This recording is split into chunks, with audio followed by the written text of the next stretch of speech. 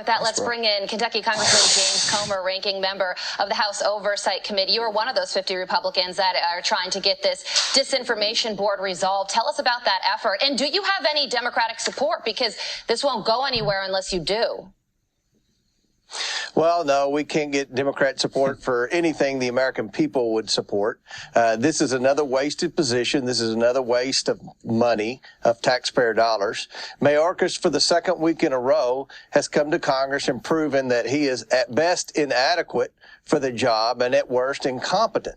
The Department of Homeland Security is comprised of 22 agencies. And under Mayorkas' leadership, he's taken 22 government agencies, which are known for bureaucracy, and made them even more bureaucratic. This is another example of incompetence, of hypocrisy. We don't need this position. The troubling thing about this position, even if he had picked someone credible, is that this is a law enforcement agency.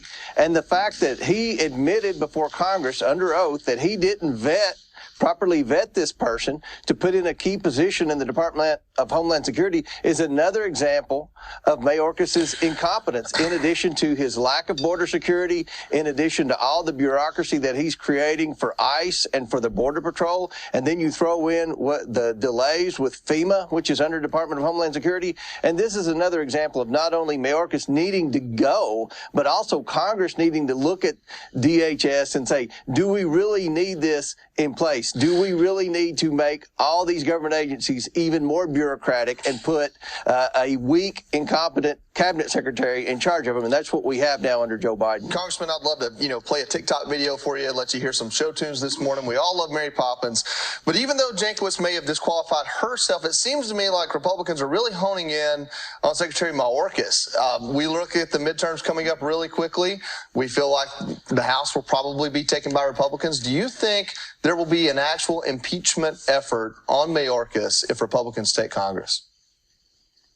Well, certainly there's never been a cabinet secretary in my lifetime that I can recall that would be a better subject for impeachment than Mayorkas. But having said that, a lot of people will have to think back. The House has impeached several presidents, but then it goes to the Senate, and it takes 2/3 vote to convict. So it takes 67 votes to convict after the House impeaches. And whether we're talking about Joe Biden, whether we're talking about Mayorkas, I don't believe that the Senate will ever convict, especially even if it's a 52-48 majority. Right. What we need to look at in the House is the makeup of DHS. And I think that if you look back, it was created after September the 11th by Republicans, and it's taken a bunch of government agencies that are important, like ICE, like FEMA, like the Border Patrol, and it's made them even more bureaucratic.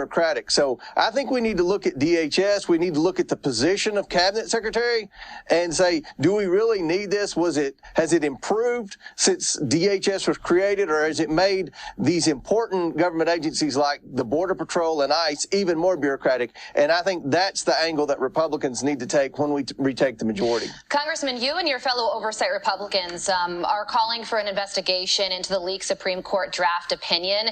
Here's former Attorney General Bill Barr, his take on this. Watch this. Ultimately, this should lead to prosecution if it's borne out that this was done to disrupt the court, which it appears to have been. And it could be the Justice Department. It could be a special counsel. He's talking about a special counsel there. He also said that the leaker could potentially be charged with obstruction of justice. We were originally hearing that no crime was committed, and now there seems to be sort of a change in discussion on this.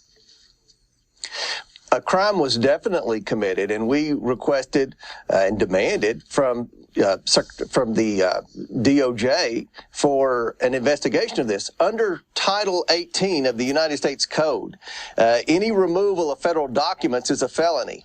Also, it's against the law and a felony to try to intimidate a juror. Both of those things happen with the leak of this document. This is another attempt by the left to disrupt the Supreme Court. They started out, they tried to, and members of Congress, Democrat members of Congress, tried to stack the Supreme Court.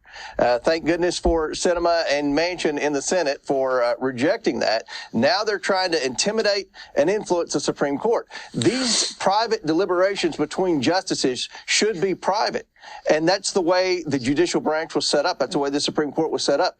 We have liberal activists that have gone in and have leaked these documents. They need to be held accountable. And I don't think it'll be very hard to determine who leaked those documents, because they leaked them to reporters at Politico. Those reporters can be asked, and we can start there. So not only does an investigation need to happen, we also need to hold the criminal accountable, because it is a crime under Title 18 of the U.S. Code. So we're looking at an investigation. Names may come from that investigation. There's a lot of speculation. There's even speculation that members of Congress or the administration were complicit in this leak. It's timing and how it came out. If it comes to be, we don't know that this is a crime. Bill Barr set out some parameters. If it comes to be that members of Congress or in the administration were a part of this leak, what consequences should they face?